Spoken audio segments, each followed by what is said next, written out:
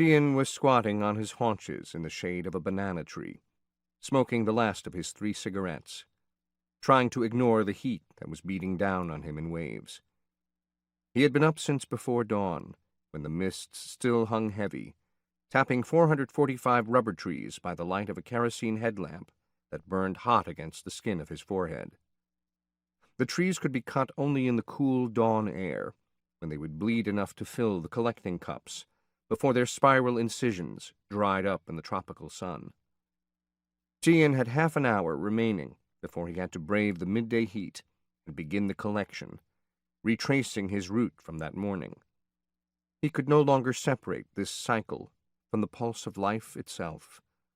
Cut, drain, retrieve, repeat. It was as natural as breathing. He took another drag from the cigarette, slowly, longingly, a breeze bending a twig. And then he heard a noise coming from the ditch behind him, a sound like the hushed whistle of a tea kettle left to simmer on a stove.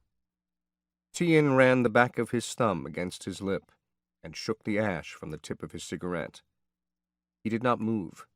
It was too hot to move, too hot for anything except that which was absolutely necessary. In heat like this, you had to decide your actions long in advance.